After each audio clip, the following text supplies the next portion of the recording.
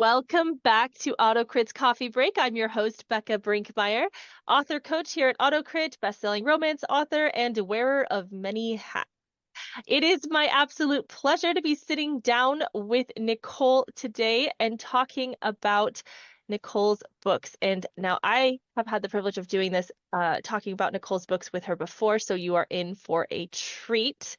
Let us welcome Nicole to the show.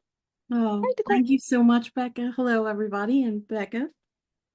Awesome, awesome, awesome. So, Nicole, I want you to share with our audience, who are you as an author? What inspires you? What do you love about writing? And maybe tell us what genre you write in.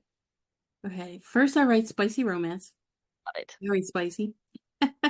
I also have a dark romance series that I wrote because I like to dabble a little bit of everything with romance. Always romance, though. Romance is my love. Mhm. Uh, um, I wrote when I was young. I told stories when I was young. I was a Mhm. storyteller from a little girl. My nan used to tell me that when I used to ride the bus with her, she didn't know how to drive. So it was just me and her, and we take the bus everywhere. And so to fill in time and keep myself occupied, I used to tell stories out loud. And I don't remember this, but she used to tell me that the people around us would always listen to my stories. So I I, love that. yeah, I mean, that's just who I've always been. That's the way I played with my toys. Mhm. I would make big storylines and drag them out for like a week, and my friends would watch me play. And what I used to write in school, I loved it. I used to do everybody's extra credit and write them short stories to get them to pass. I can say that now, as years past, right? Um, and I used to write, but then real life, you know how you're told, especially back then. I mean, now it's so easy because you can self-publish on any platform, but you're never going to make anything trying to be a writer, don't even bother, blah, blah, blah, real life. So you start working, you get married, whatever. So what happened with my first self-published book? I started writing it late 2022. Yeah. So with COVID, I used to tell myself stories in my head every night just to like calm myself down, all the crazy going around me, and just a fun romance story with myself in it. And then I got bored because, okay, you finally get together. Where's the conflict? It's boring, right? I turn on Netflix, and I'm late to this movie, 365 Days. So as soon as McKelly Maroney came on screen, I was like, a new character was born in my head. And immediately, the story that I was telling myself that was over in my head, I started writing a novel, and I started writing it from the middle. Um, so I just started writing every day. I was pulling all-nighters on the weekend because I have a corporate job, 9 to 5. And any minute I could get, I wrote it. And I wrote the first draft in 3 months. Oh, Uh, wow. yeah. Uh, while working full time. Hmm. So I just love the story poured out of me. And I'm like, you know what? Okay, I wrote this. I'm going to edit it because I loved reading it. So I edited it and I'm like, you know what? Whatever. I'm going to put it out there. I don't know if I have any right to do that, whatever, but I'm going to do it. I love this story. I hope that other people might like it. I basically write what I love and hope that others will love it because I feel if I don't write what I love, it's going to come through in my writing.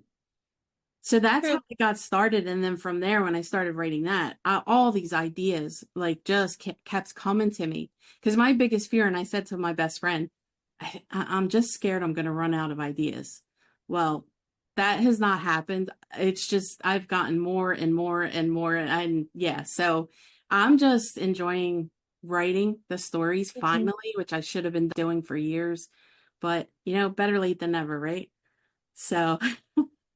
Isn't that such an interesting journey to becoming a published author? I'm so happy that you wrote the book and that you've continued writing. It sounds like, I've always told people that storytelling is not like a single moment that I can remember that I just became a storyteller. I've always been fascinated by story, and it sounds like you are similar. Like you've always just been storytelling is part of who you are.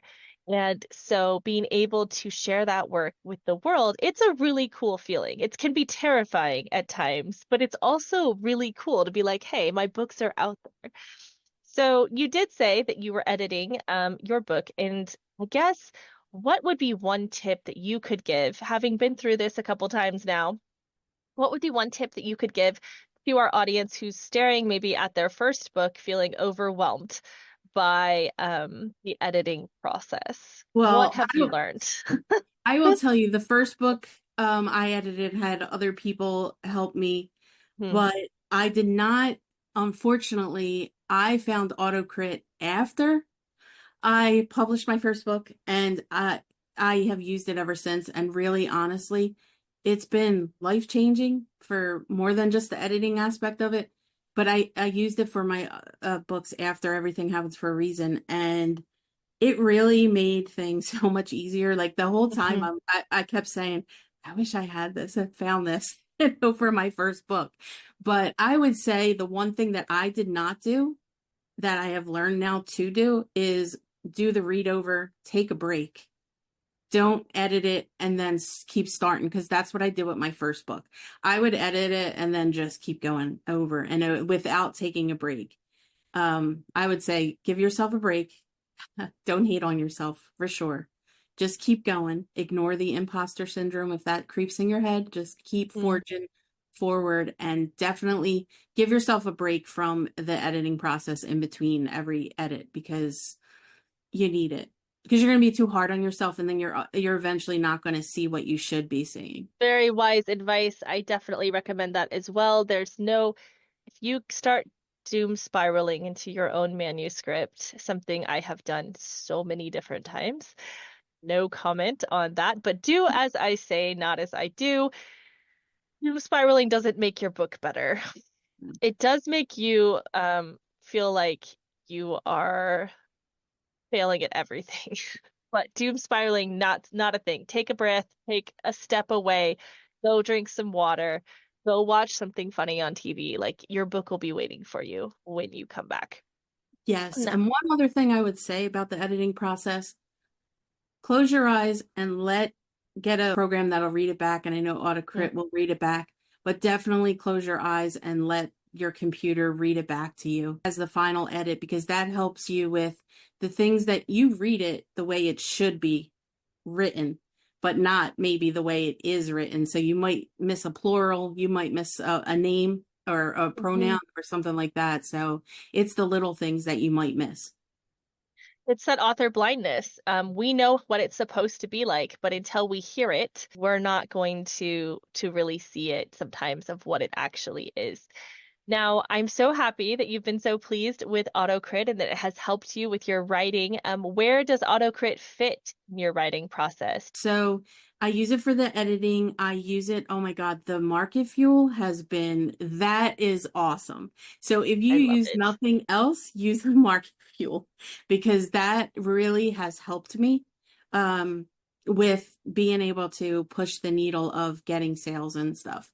But I use it. Yeah, I use it for everything except for I don't write in there yet. Mhm. Love that. Yeah, Market Fuel has been a game changer for a lot of people because, I mean, especially when you are writing and you're working your corporate job and you have hobbies and pets and other things going on around you, spending the time to do that full market analysis on every single book is so time consuming. That's time you could be spending writing. And so having the program be able to read what you wrote and be able to give you that market analysis, to be able to give you those similar titles and then tell you why they are similar to, those categories. I definitely have made category changes um, for my own books as well as keyword changes Yes. based on some of the stuff that Market Fuel has given me, and I have seen increases in sales.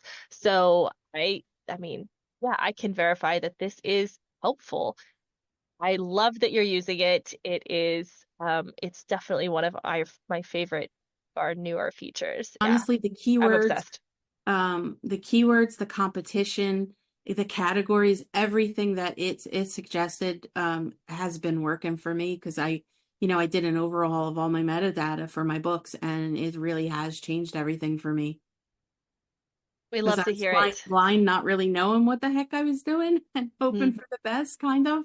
I did, but yeah, it did change everything for me. Ugh, I love to hear that, Nicole. That makes me so happy. We like to talk about things, success stories and things being changed, but I also, because part of our coffee break is getting to spotlight our AutoCrit Pro members' work. And so I'm going to put you on the spot and Okay. I'm going to ask you to give us the best pitch you have for one of your books, or it can be a series, it's your choice, and tell us why our next Amazon purchase needs to be your book. Okay. I will tell you everything happens for reasons, my baby. You're not Okay. supposed to have favorites as an author, but I do. So it's out there.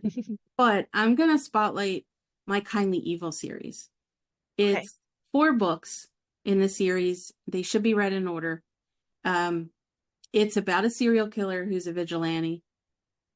It's not like any other romance out there, and it's also not a gory serial killer book either.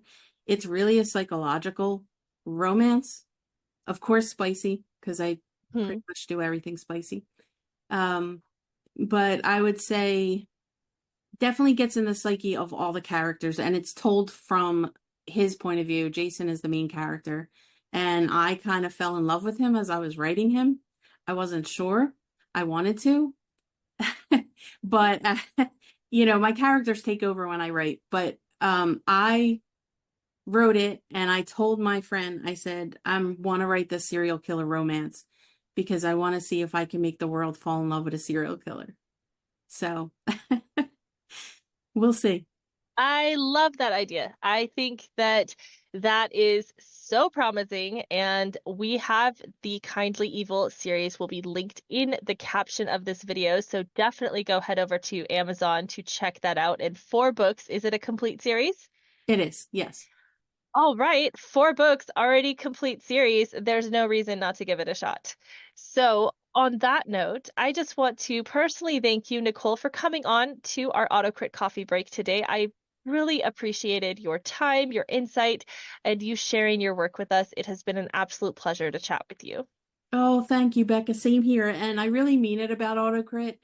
I wouldn't say it, and if I didn't mean it, but in my last newsletter, I gave a shout out to AutoCrit because that's how much it means to me. Because it Oh, works and it's great, and you and Kat and Catherine are all amazing and very encouraging. So I encourage everybody to go give it a try. oh, thank I you mean so that. much. Yeah, That that means a lot. you earned We it. we try so much. We are a platform that was built by authors for authors. And I'm really happy that it has shown through because we genuinely care so much about your success and we want to see your books on shelves. We want to see you chasing that dream. So it has been a pleasure, Nicole. Thank you for being part of our AutoCrit Pro community. Thank And you. to our listeners, thank you for tuning in. If you haven't written today, you should still go write something. So get your words in. If you needed someone to tell you, consider this me telling you to go write. We will see you next time. Bye.